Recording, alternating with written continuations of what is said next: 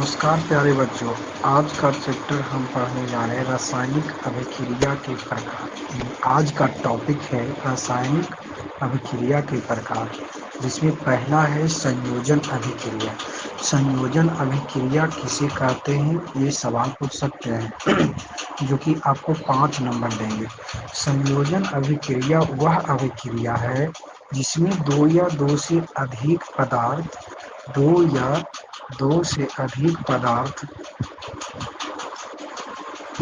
मिलकर एक नया पदार्थ बनाते हैं, उसे संयोजन अभिक्रिया कहते हैं। यहाँ पे देखेंगे बाबू, एक पहला पदार्थ है ए और दूसरा है बी। दोनों को जब आपस में अभिक्रिया किया जाता है तो ए बी बनता है। जो इस टाइप का हम एक उदाहरण लेकर समझेंगे। पहला है CaO। पहला उदाहरण है CaO प्लस H2O। जब दोनों आपस में अभिक्रिया करता है तो CaOH2 बनाता है, COH2। दूसरा एग्जाम्पल है C प्लस O2, जो अभिक्रिया करने के फलस्वरूप CO2 प्राप्त होता है। तीसरा एग्जाम्पल है 2H2 प्लस O2। अभिक्रिया करने के बाद H2O बनता है। जब इसको संतुलित किया जाता है तो 2H2 प्राप्त होता है। नेक्स्ट आते हैं, ये आपके लिए संयोजन अभिक्रिया ऊर्जा मुक्त करती है और इस प्रकार वे ऊष्माक्षेपी अभिक्रिया है। ये कहने का मतलब है कि संयोजन अभिक्रिया जो है ऊर्जा मुक्त करती है और इस प्रकार वे ऊष्माक्षेपी अभिक्रिया है। तो उदाहरण लेकर समझेंगे। Mg प्लस O2, जब दोनों आपस में अभिक्रिया करता है तो MgO बनता है। नेक्स्ट क्वेश्चन पे आएंगे। कहता है दूसरा अभिक्रिया है अपघटन अभिक्रिया। अपघटन अभिक्रिया का दूसरा नाम है वियोजन अभिक्रिया। यानी अपघटन अभिक्रिया नहीं कहकर यदि वियोजन अभिक्रिया कह दे तो ये दोनों एक होता है। तो अपघटन अभिक्रिया है क्या? तो अपघटन अभिक्रिया एक ही पदार्थ से प्रारंभ होती है और एक से अधिक पदार्थ उत्पन्न करती है, यानी इसमें विघटन होता है। क्या होता है? विघटन। फिर से सुनिएगा। कहता अपघटन अभिक्रिया एक ही पदार्थ से प्रारंभ होती है और एक से अधिक पदार्थ उत्पन्न करती है, यानी इसमें विघटन होता है। जैसे मैं यहाँ पे पहला पदार्थ हम ए लेते हैं। जब इसको अभिक्रिया करते हैं तो वो दो भाग में टूटता है। इन परिभाषा के अनुसार कह रहा है कि दो भाग में टूटता है। तो इसमें पहला आता है उष्मीय वियोजन, जो कि VVI क्वेश्चन है, इसके बारे में फिर से दोबारा पढ़ेंगे, यानी उष्मीय वियोजन। दूसरा आता है प्रकाश अपघटन, और तीसरा आपका है विद्युत वियोजन।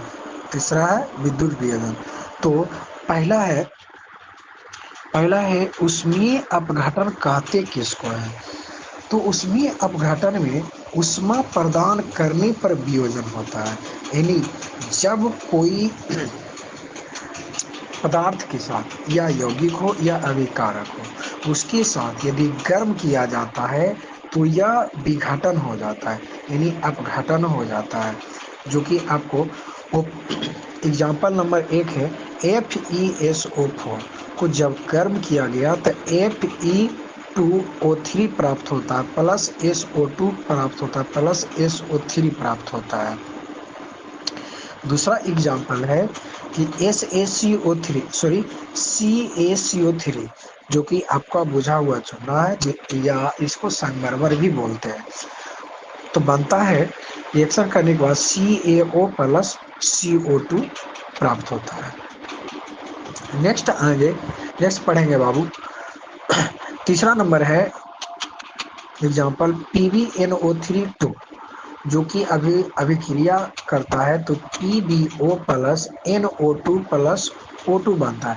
ये आपसे पूछेगा कि जब PbNO3O2 को जब गर्म किया जाता है तो NO2, यहाँ पे देख रहे होंगे, NO2 का रंग कैसा होता है? तो भूरे रंग का होता है। याद रखिएगा, VVI क्वेश्चन है, आपको ऑब्जेक्टिव में पूछेगा कि PbNO3O2 सॉरी PbNO3O2 को जब गर्म किया जाता है तो NO2 का रंग कैसा होता है? तो भूरे रंग का होता है। अगला पढ़ेंगे बाबू, प्रकाश अपघटन। प्रकाश अपघटन कहते किसको है? सूर्य के प्रकाश के संपर्क में आने पर यौगिक एक सरल पदार्थों का अपघटन करता है, जो कि यहाँ पे आप देख पा रहे होंगे। सूर्य के प्रकाश के संपर्क में, यानी सूर्य सूर्य के प्रकाश उपस्थित होना चाहिए, उसके संपर्क आने पर यौगिक सरल पदार्थों में यानी अपघटित हो जाता है, यानी टूट जाता है। तो उदाहरण पहला है सूर्य के प्रकाश। सूर्य के प्रकाश में सिल्वर क्लोराइड और ब्रोमाइड का विघटन होता है। तो AgCl, जब इसको सूर्य प्रकाश दिया जाता है तो Ag प्लस Cl2 प्राप्त होता है। नेक्स्ट है वियोजन अभिक्रिया, सॉरी विद्युत वियोजन, यानी विद्युत करंट देने पर वो अपघटन होता है। तो क्या है? कहता विद्युत धारा को जलीय विलयन में प्रभावित करने पर विघटन।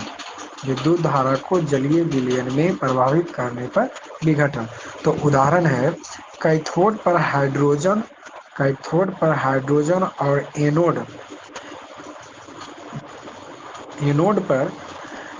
एनोड पर ऑक्सीजन का एकत्रण होना, यानी एकत्रित जमा होता है। क्या होता है? जमा होता है। तो दूसरा अगला है एकल विस्थापन। क्या है? एकल विस्थापन। एकल विस्थापन है क्या? तो एकल विस्थापन अभिक्रिया में एक तत्व को एक यौगिक में दूसरे तत्व के लिए प्रतिस्थापित किया जाता है। क्या किया जाता है? प्रतिस्थापित किया जाता है। किसी एक तत्व को प्रतिस्थापित किया जाता है, दूसरे को नहीं, जिसमें एक नया तत्व और उत्पाद के रूप में एक नया यौगिक उत्पन्न होता है। तो उदाहरण जैसे में ए बी, दो वस्तुएं या तत्व मान लीजिए। तो ए बी प्लस सी, ये भी जो है सी से अभिक्रिया करेगा, दोनों से, यानी प्रतिस्थापित विस्थापन करेगा। यानी ए सी के साथ कर ले या बी सी के साथ कर ले, लेकिन यहाँ पे बाबू ए अलग हो जाता है और प्लस बी सी का निर्माण होता है, जो कि यहाँ पे देख पाए होंगे। तो एग्जाम्पल लेते हैं। पहला नंबर है HCl प्लस Zn। HCl का मतलब होता है हाइड्रोक्लोरिक अम्ल, Zn का मतलब होता है जिंक। जब दोनों आपस में अभिक्रिया करता है तो ZnCl2 प्लस H2 बनता है। क्या बनता है? H2। दिख रहे हैं ना? ये विस्थापन का Zn जो है Cl के साथ प्रतिस्थापित हो गया, या कह सकते हैं Cl जो है Zn के साथ प्रतिस्थापित हो गया और हाइड्रोजन गैस बना है। दूसरा है Zn प्लस CaSO4। जब ये दोनों आपस में अभिक्रिया करते हैं तो ZnSO4 प्लस CO2 बनता है। तीसरा एग्जाम्पल है Pb प्लस CuCl2। जब दोनों आपस में अभिक्रिया करता है तो PbCl2 प्लस Cu बनता है। अब पढ़ेंगे दोहरा विस्थापन। दोहरा विस्थापन यानी अभिक्रिया का ये दोहरा विस्थापन है। कहता दोहरी विस्थापन अभिक्रिया तब होती है जब दो आणविक यौगिक के भागों का आदान प्रदान होता है, जिससे दो नए यौगिक बनते हैं। यानी कहने का मतलब है कि दोहरी विस्थापन अभिक्रिया तब होती है जब दो आणविक यौगिकों के भागों का आदान प्रदान होता है, यानी पहले यौगिक के दूसरे के साथ और दूसरे को पहले के साथ होता है, तो दो नए यौगिक बनता है, जो कि यहाँ पे देख रहे हैं एग्जाम्पल में। जैसे AB प्लस CD, जब दोनों को आपस में अभिक्रिया किया गया तो A जो है A किया D के साथ, A किसके साथ किया? D के साथ, और C किया आपका B के साथ, जो कि CB प्लस AD प्राप्त होता है। तो हम एग्जाम्पल से समझेंगे। Example number 1, NaOH sodium hydroxide plus CuSO4, जब दोनों आपस में अभिक्रिया करता है तो CuOH2 बनता है प्लस Na2SO4। दूसरा एग्जाम्पल है CuCl2 प्लस AgNO3 जो कि इन दोनों को अभिक्रिया आपस में होता है तो CuNO3 2 बनता है प्लस AgCl बनता है। तीसरा है Na2SO4 सोडियम प्लस SrCl2 के साथ जब अभिक्रिया करता है तो NaCl बनता है। NaCl यानी सोडियम क्लोराइड। आपसे पूछेगा ऑब्जेक्टिव क्वेश्चन में कि सोडियम क्लोराइड का आणविक सूत्र क्या है, यानी सूत्र क्या है, तो NaCl जवाब देना। क्या देना है? NaCl ए प्लस SrSO4 प्राप्त होता है। इसमें कुछ ऐसे शब्द हैं जो कि इसके लिए बहुत ही इम्पोर्टेंट। कहता दो भिन्न लवणों के विलयन से दो नए लवणों का निर्माण होता है। यानी दो भिन्न भिन्न लवण हो लेकिन दोनों को विलयन से करने पर दो लवणों का नया निर्माण होता है। नेक्स्ट कहते हैं कि एक उत्पाद पानी में घुलनशील हो सकता है। नेक्स्ट है लास्ट है जो कि आपके रेडॉक्स अभिक्रिया। क्या है? रेडॉक्स अभिक्रिया। एक उत्पाद का अवक्षेपण समान होता है। एक उत्पाद का अवक्षेपण समान होता है। यहाँ से ऑब्जेक्टिव क्वेश्चन बनेगा बाबू कि वो उत्पाद का अवक्षेपण क्या होता है, तो जवाब देना है समान। अब है रेडॉक्स अभिक्रिया। रेडॉक्स अभिक्रिया है क्या? तो रेडॉक्स अभिक्रिया यानी इसमें ऑक्सीकरण और अपचयन होता है। क्या होता है? अपचयन। दोनों एक ही समीकरण में होता है। तो एक साइड हम आपको लिख दिए ऑक्सीकरण और दूसरे साइड लिख दिए हैं अपचयन। तो ऑक्सीकरण में क्या होता है? इलेक्ट्रॉन का हानि होता है। क्या होता है? इलेक्ट्रॉन का हानि। और दूसरा नंबर क्या होता है? ऑक्सीजन जुड़ता है। ऑक्सीकरण में ऑक्सीजन जुड़ता है, हाइड्रोजन हट जाता है। क्या होता है? हाइड्रोजन हट जाता है और धनात्मक आवेश के बढ़ने का कारण बनता है। यह जो है धनात्मक आवेश के बढ़ने के कारण बनता है। अपचयन। अपचयन में क्या होता है? इलेक्ट्रॉन का लाभ होता है। क्या होता है? इलेक्ट्रॉन का लाभ। और ऑक्सीजन हटती है और हाइड्रोजन जुड़ जाता है। हाइड्रोजन क्या होता है? जुड़ जाता है और ऋणात्मक आवेश के बढ़ने का कारण बनता है।